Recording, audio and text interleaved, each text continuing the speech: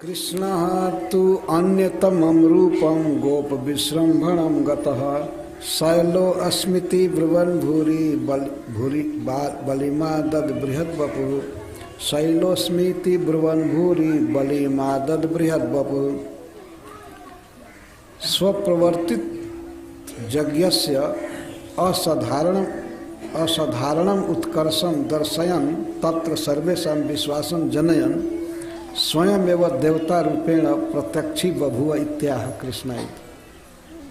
कृष्ण ने कहा था कि ये देवता सबसे श्रेष्ठ हैं और वास्तव में प्रेमी हैं, तो अपने द्वारा प्रवर्तित यज्ञ को असाधारण सूचित करने के लिए कि ये बहुत विशिष्ट यज्ञ है और ये बहुत महान है, गोपों में यह विश्वास उत्पन्न करने के लिए श्री कृष्ण स्वयं देवता के रूप में प्रत्यक्ष हो गए।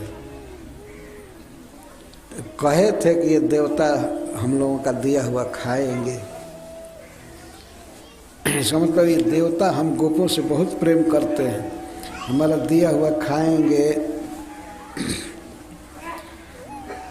तो इस बात को सत्य करने के लिए कृष्ण स्वयं ही पर्वत के रूप में बने, एक विशेष पर्वत खंड के रूप में प्रकट हो गए। गोप विश्रंभणम रूपम कृष्ण कथमयम अचेतन गिरे ही बलिं गृह्णाति। भगवान ने सोचा ये निश्चेतन पत्थर तो ये तो खाएगा नहीं, पूजा तो करा रहा हूँ लेकिन ये खाएगा नहीं। और या वो लोग सोच रहे थे, कभी कभी गोप लोग मन में सोच रहे थे कि इतना ही भोग लगाया गया, ये पहाड़ और पत्थर कभी खाएगा, तो रखा गया है ऐसे।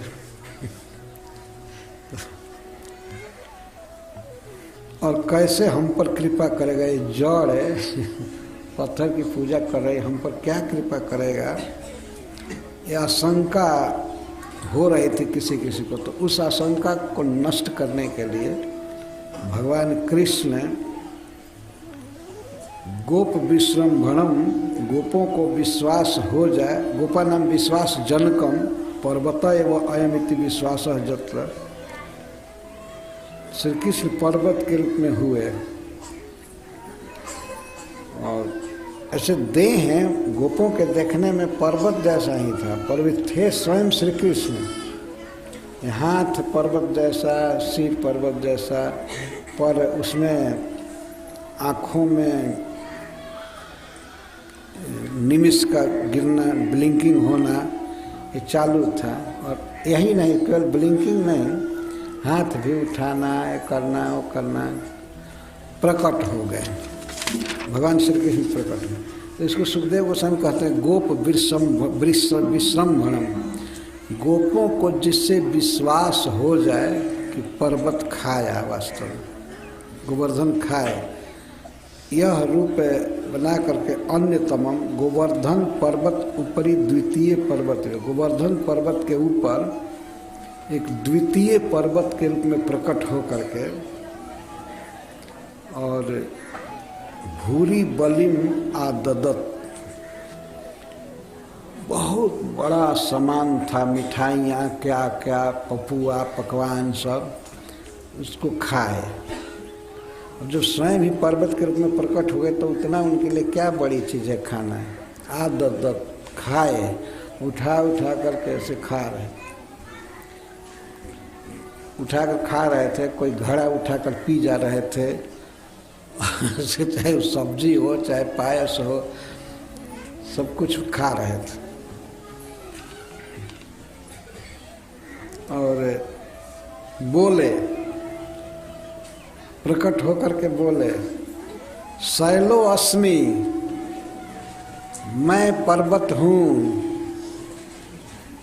सब गोप लोग देखे, अरे बाप रे, ऐसा प्रकट देवता, सचमुच देवता प्रकट हो गए। शैलो अस्मिति, ये कहकर प्रकट हुए, मैं पर्वत हूँ, गोवर्धन मैं हूँ।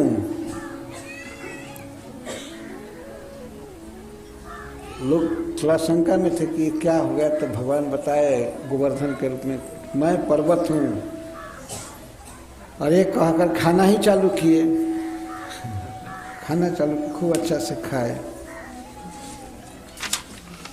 बृहद बपु, 4 भुजा में प्रकट हुए। बृहद बपु शैलो स्मृति ब्रुवन भूरी प्रचुर तरम अपी बलिमादत, बहुत भंडार था भोजन का, भोग का, लेकिन सबको खाए। उधर प्रकट होकर के कहे मैं पर्वत हूँ, और इधर गोपों के साथ 7 बरस के नन्हा बच्चा, और तस्मै नमो ब्रजने सह चक्रे आत्मनात्मने, और ब्रजवासियों के साथ अपने को ही प्रणाम किए। सभी ब्रजवासियों को कहे करने के लिए और स्वयं प्रणाम किए, और कान दिखा रहे हैं, देखो देखो ये गिरिराज जी कितने दयालु हैं, हम लोगों पर अनुग्रह करने के लिए प्रकट हो गए, हम अहीरों का दिया हुआ भोजन खा रहे हैं, हमसे कितना प्रेम है इनका, देखो देखो, इसको देवता कहते हैं। तो आत्मना आत्मने, अपने से अपने को प्रणाम कर रहे हैं। उधर पर्वत के रूप में प्रकट हो गए और स्वयं प्रणाम कर रहे हैं, और कहे अहो पश्यत शैलो स्वरूपी नौनो ग्रहम व्यधात।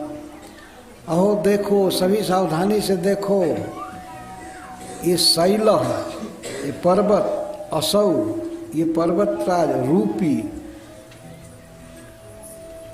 रूपी होकर, रूप वाला होकर के, मतलब एकदम प्रकट, रूपी का अर्थ होता है प्रत्यक्ष, प्रत्यक्ष हम लोगों पर कृपा कर रहे हैं, हमारा दिया हुआ भोजन कर रहे हैं,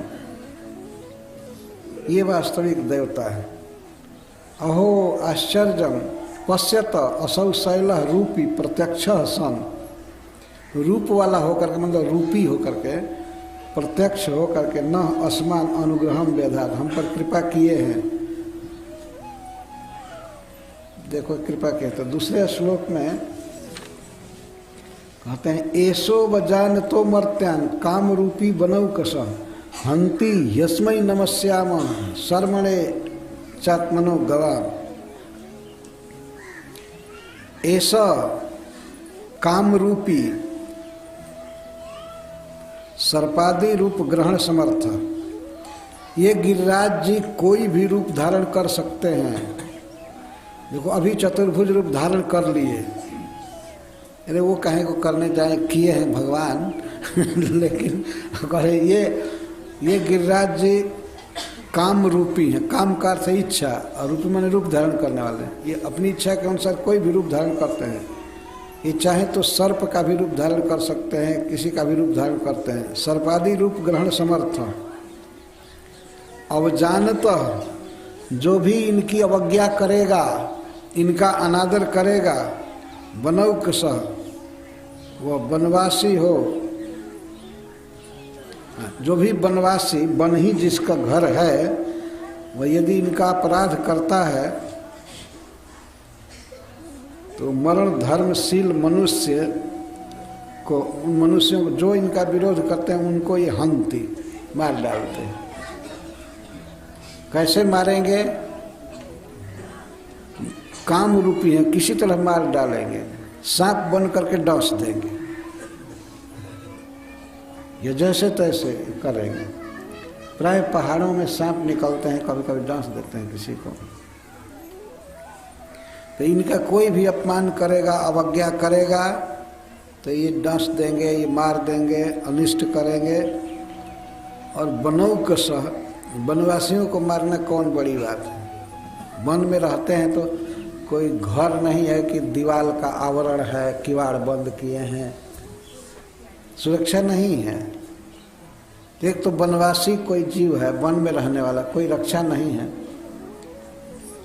ऐसे ही असहाय है। और इनका अपमान करे, एक तो वनवासी है और दूसरा मरण धर्मा मनुष्य है, मरने के लिए ही जो बनाया गया है मरना जिसका स्वभाव, उसको मर्त कहते हैं, मनुष्य। तो मनुष्य हो और वनवासी है, कोई सुरक्षा नहीं।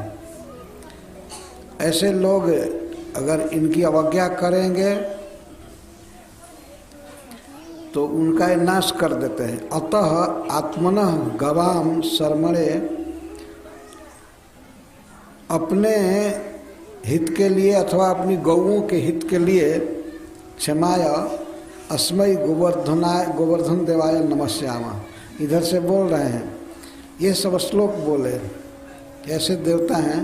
अतः अपनी गौओं के हित के लिए, अपना अथवा अपना और गौओं के हित के लिए, कल्याण के लिए अस्मै नमस्यामा, इन गोवर्धन देव को हम प्रणाम करते हैं। और ऐसा कह करके सबको कहे प्रणाम करने के लिए, और प्रणाम कर रहे हैं साष्टांग दंडवत, ऐसे गोवर्धन को हम प्रणाम कर रहे हैं।